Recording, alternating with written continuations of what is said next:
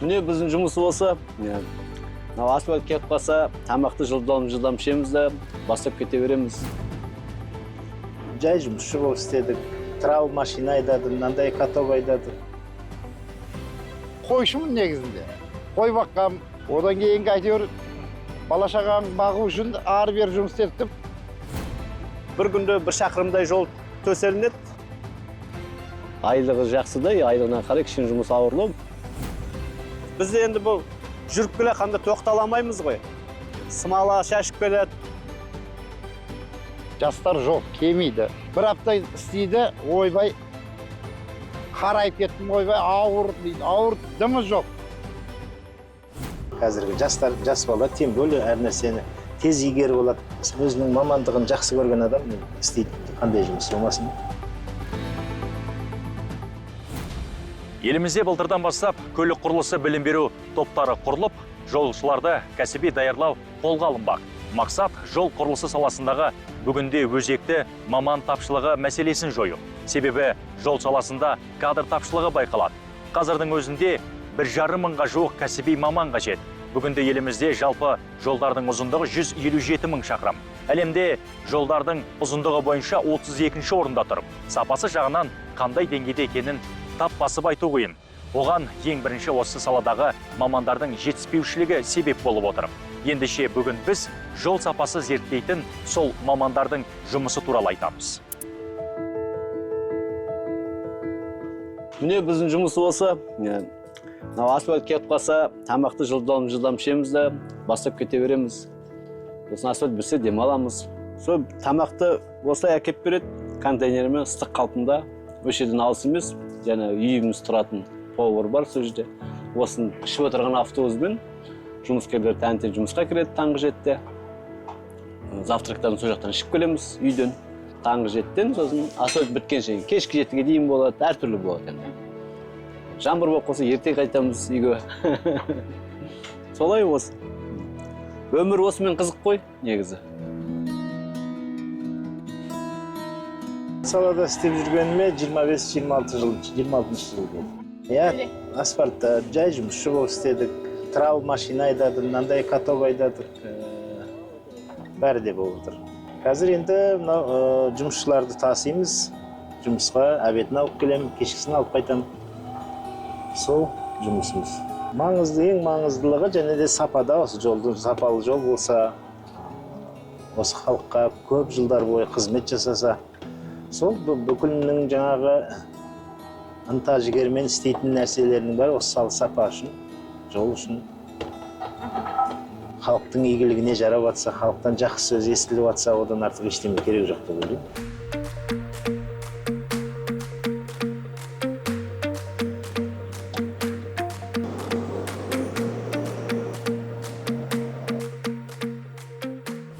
Мынау Астанадан шығатын Қорғалжын тас жолы, соны жасап жатырық. Бұл жаңа проект қой, ең бірінші астындағы ескі асфальтты бетондайды бір слой. Одан кейін екінші слой міне крупнозернистый дейді, сол түсіп жатыр. Бұл біткеннен кейін бұл үстінен тағы да үшінші слой түседі асфальт. Енді күніне 4 рейс жасайды машиналар. Сонда 250-300 метр бір рейсте түседі. Бір күнде бір шақырымдай жол төселінеді. Осындай біздің ГРВ дейді, бұл уплотненияны осы жасайды. Асфальттың ең қатты салмағын осы жасайды, ГРВ деген. Ана басында укладчиктің артында кішкентай каток бар, ол ең бірінші жұмсағын басып қояды. Сосын бұның артынан тағы да 2 үлкен каток бар, вальцовый. Олар жұмыс істейді.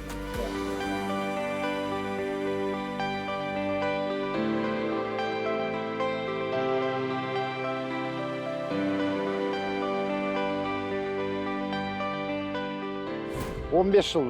Негізі мамандығымды айтқанда қойшымын негізінде. Қой баққам. 85-те мектепті бітірдім. Армияға кеттім, 87-те келдім.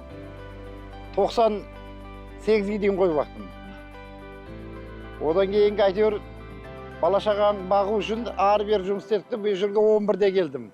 11-ші жылы. Содан бері осы саладам. Бұл енді жеңілдігімен айтқан оқты. Енді әр ненің саланың мамандығы бар ғой енді. Мен өмір бақи қойшы болам деп ойлағам енді, қойып ағам деп. Енді тағдыр осындай халге жеткізген шығар жаңызде. Сөйтіп жүріп бала шағам бағу керек болды. Жоқшылық заман болды, аласапыран заман болды сол кезде. Осы жаққа келдім 11-де. Содан осы жұмыс ұнады. Қалада істедік, далада істедік, әйтеуір жол саласына кірдік қой.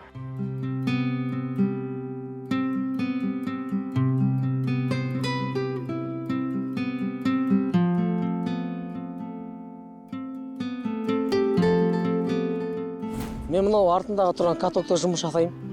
Осының катокпен жұмыс істеп, асфальт басамыз. Жұмыс енді бәрі жұмыс ауыр ғой енді. Әр әдісі бар жұмыстың. Асфальт деген енді өзінің әдісі бар. Оңай жұмыс емес. Ыстықта далада. Асфальт ыстық. Оңай деп айта алмаймын, бірақ әдісін білсең енді оңай болады. Үйрену керек оғанда. Ақырын жүріп, өз бабын біліп жүрсең, домаламайды. Енді әрине шілік етіп қалсаң, домалап кетеді ғой. Айтырым, оның бәрі әдісі бар ғой, техниканың. Жоқ, асфальт төсейді. Сол асфальт төсеген, асфальт укладчик бар ғой. Соның артынан жүрем. Осының артынан басып жүрем. Бұл кетсе, бізде менде кетем, менікі катогым кішкентай. Біз өзі сәуірдің бір басынан бастап ауыр айына қарай ремонт бастаймыз. Біздің өзіне асфальт төсеуге уақыты келеді, өзі жері сыйды, сол уақытта шығарады. Содан кейін бірінші қарға дейін, былай айтқанда, соған дейін. Бірақ бізде анау КамАЗ жүргізетіндер, олар қыстай сей береді. Олар сей беретін жаңа накопитель дейді, жаңа жазға дайындық. Соның шебендерін тасиды, отсевтерін тасиды, олар тоқтамайды. Біздікі жаңа зимний содержание деген бар, қысқы не. Үйде жатамыз, бірақ ақшасы жүріп тұра береді.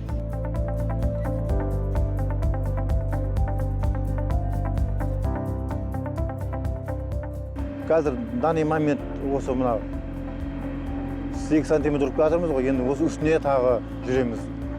Тағы бір слой түседі, 5 сантиметрлік. Апрель айында шықтық қой, апрелінде. Күн жылған кезде, я. Машина техника дейтіндер ертерек келіп ремонттайды.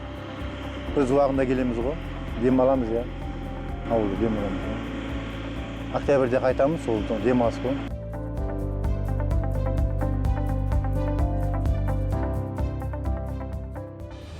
Маман тапшылығы туралы тарқата түссек. Бүгінде елімізде кәсіби жолшыларды даярлайтын 8 жоғары оқу орны ғана бар. Бірақ бұл әлеуеттің өзі еліміздегі кадр жетіспеушілігі мәселесін жояр емес. Әлі күнге дейін жолшы маманның мәртебесін айқындалмағандықтан азаматтық құрылыс, мұнай газ саласы оқытатын мамандықтардың арасында жай ғана бағыт ретінде қосымша өтіледі. Яғни бөлек мамандық құрылмаған.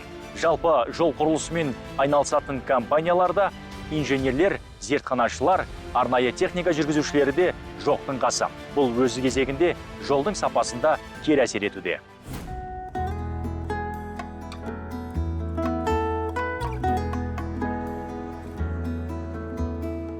Ыстық асфальт мысалы, иісі болады, кейде техника бұзылады, қолмен көп істейміз кей жерінде. Сондай қиындықтар болады. Күніге 1,5 километр аламыз. Биіктігі 10 сантиметр болады, катокпен басып 8-ге дейін барады. Сондай жұмыс. Жақсы енді бұлайынша уақытымен жаңа бәрі демалатын жеріміз бар, жуынамыз, тамағы, айлығы да енді болады. Жоқ. Қазір енді жұмыс табу қиынбыз, айлығы болады енді жайнайды, беріп жатыр ғой ай сайын. Формасын береді. Енді жапсақ болады ғой, енді ыстық асфальт үстіне шығамыз, түсеміз, бүймен қарай жүреміз. Сондай, бұлайынша мен бригадир болғанмен де бұлай жағалап жүрем, мінем, түсем, көмектесем. Сондай да болады. Айлығы жақсы да, айлығына қарай кішкене жұмыс ауырлау, бірақ болады шыдауға. Енді мен көбінесе нететін жастар көбінесе охранда жүреді, официант болып жүреді. Осындай жұмыстарға келсе, бұнда бір 3-4 айлық көпті специально салатын, келешекте бәрі осыны біреу ауыстыру керек қой бізді де келешекте. артымыздан ұрпақ өсіп келе жатыр.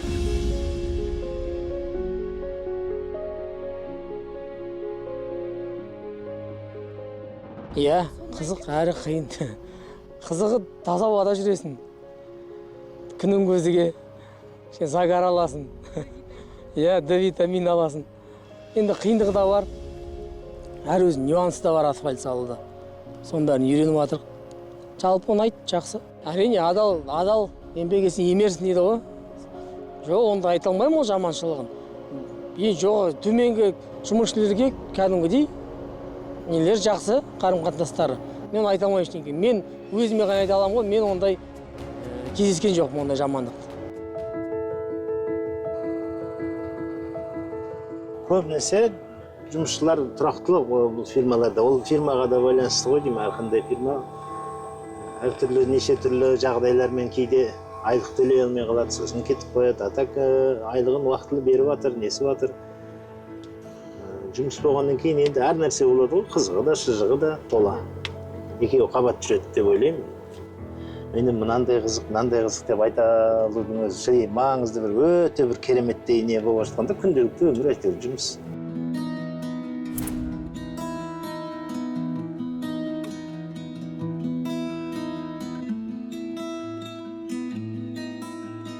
Міне осылай енді мына машиналарды міне қарасаңыздар кішкене не қатырақ өтеді, кедергі жасайды. Яғдай бізде енді бұл жүріп келе қанда тоқталамаймыз ғой. Смала шашып келеді, катокпен жүріп келеді, тоқтауға болмайды. Мынау катоктың өзі бір салмағы өзі 16-18 тонна. Бұл бір жерде тоқтап қалса, асфальт ойылып қалады салмағынан, тұрған жерінен. Мынандай жіп тартып қояды, жіптерімізді басып кетеді, фишкалар бар, знактар, оларды қағып өтіп кетеді. Бәрісі жаңағыдай кедергі жасайды да. Шама келгенше түсінсе бізді енді сол өзіміз үшін біз, осы халық үшін істеп отырып қой осы жолды.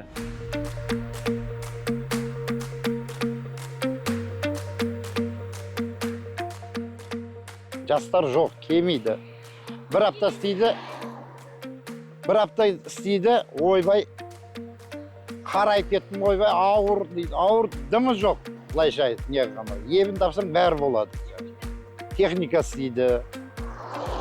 Шыдам керек бұл жерде. Ең главный шыдам керек. Енді мына жерде қарап жүреміз жан-жағымызға. Сәл сабырмен істейміз жаңағы. Алдымызда машина, артымызда жаңа техника жүреді, ортада, екі ортада. Сақтықта қорлық жоқ дейді ғой. Мына жерде обочина істеп жатыр. Мынау асфальт салып біттік, енді обочина дейді. Мынадан кейін тағы бір слой асфальт түседі. Оның үстіне сонымен тексет тағы шебін төсейміз. Мына астыңғы слойы бұл. Бұдан кейін шебін түседі. Соны құда қаласа, ел өткізетін шығармыз деп отырмыз жолды. Енді жолдың сапасын көріп тұрсыздар ғой, жаман емес. Қайшама слой бетон жатыр. Смаласы шашылған, крупнозернистый асфальттың өзі қараңыздар, қайшы. Бұның үстіне әлі тағы бір слой асфальт түседі. Ең әдемі асфальт осы үстіне түседі. Жо, бізге қазір мынаны біткеннен кейін мына жерді обочинаны түзейміз. Мынаны дресло төселеді. Сосын ақырғы асфальт төселген сен онмен де тағы үстіне шебін төселеді. Сосын әлі жұмысы көп, бір басы ғана. Мынау бер жағы кеше салынған. Әр жағы свежий әлі. Ол анау мынандай болып ағарғанша аналар катоктар басады бұны. Әппақ болғанша осындай. Сол үшін бұл әлі свежий.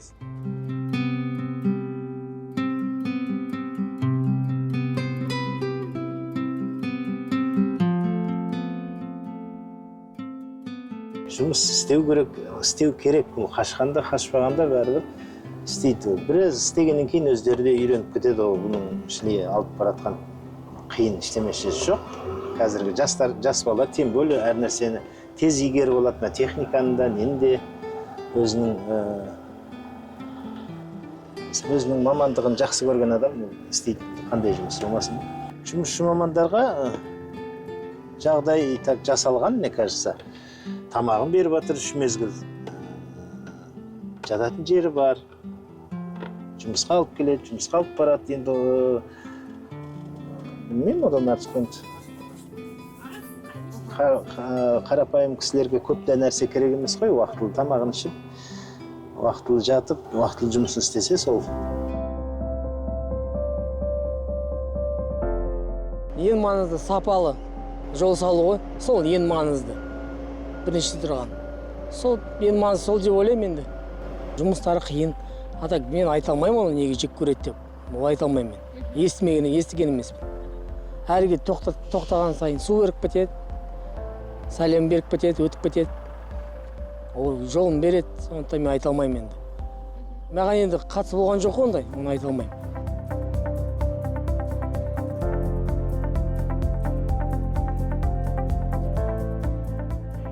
Мен өзі жаңағыдай техника жағына механик болып оқығам. Сосын өзім жаңағыдай мектеп бітірісімен техника қатты жақындадым да, сосын басқа салаға жоламадым. Мен білмеймін, біреуге қызық шығар, мен өзім андай монетчикпін. Мектептен бастап тиын жинайтын. Әлі күнге шейін тиындар жинаймын. Қазір Қазақстанның көп жаңа коллекционный тиындар шығып жатыр. Соларды аңдимын, жанасы шықса соны барып сатып аламын. Біздің неше түрі бұрынғы тұлға кісілерге жаңағыдай 100 жылдық, 200 жылдықтарына шығарып жатқан тиындар бар, соларды жинаймын. Бір хоббиім менің өзім сол. Біз осындай жұмыстың үстінде тоқтап тұрып жұмсаққанбыз, асфальт төгіл. Сол кезде бір КАМАЗ прицелмен тоқтап бізге 5-6 қарыз берген.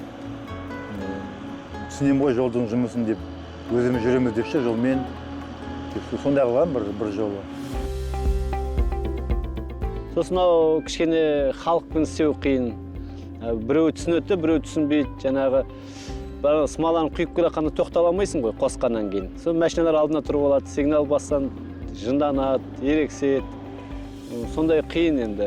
Дөрекілері көп енді. Рахмет айтатын халық аз қазір. Көп қатты сөйлейді. Сосын жаңағыдай бір ертегілерді айтады. Ойбай, сендер асфальтты дұрыс істемейсіңдер, екі жақ шетінен 5 сантиметр жек қоясыңдар деп. Бұрынғы бір болған шығар мүмкін 90-шы жылдары. Қазір ондай деген жоқ қой. Қазір технозор деген бөлек, заказчик бөлек, блогер деген бар. Адам көп бақылайтын. Оның бәрісін төсіп біткеннен кейін тағы кеп тексереді. Біздің өзі ұрпағымыз ақылды ұрпақ қой.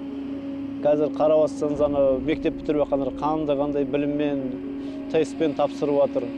Не деген мықты-мықтылар бар. Енді бүкіл профессор не болмайды ғой енді. Бұндай жұмысты да істеу керек біреулер. Кім болса да істеу керек. Бұндай енді нағыз адам, бұл жолға төселген адам деп ойлаймын енді. Бұндай енді суықта, жаңбырда, ыстықта келеді ғой енді, біз тән-тен жұмыста шыққанда білмейміз ғой енді. Бүгін жаңбыр жауады екен, әлде суық болып кетеді екен деп. Соның бәрісін шыдап береміз. Соны енді ешкіммен айғайласпай, жаңағыдай кешке дейін болса күліп өткенге сол нағыз маман деп ойлаймын енді.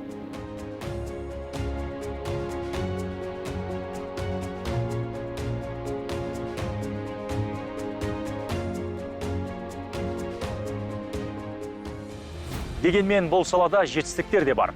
Жол сапасын зерттеуде цифрлық технологияларды пайдалану ширап келеді. Мамандар жауапты істе бұрынғыдан қағаз толтырып, уақыт жоғалтпайды. Оның үстіне онлайн мәліметтер базасы бармақ басты көз қысты әрекеттерге жол бермейді. Жол сапасын зерттеу үшін кәсіби біліммен қатар ептілік пен төзім қажет. Жаңа технологияларды меңгерудегі ізденісте тәжірибенің шыңдай түседі. Тас жолдың сапасын зертханада анықтап, халық үшін қолайлы әрі қауіпсіз жолдың болуын қадағалайтын мамандардың жауапкершілігі жоғары екенін байқадық. Себебі олар еткен еңбектері елдің кәдесіне жарайтынын біледі, сезінеді. Президент айтқан адал азамат қағидасында сай мамандарымыз көп болғай.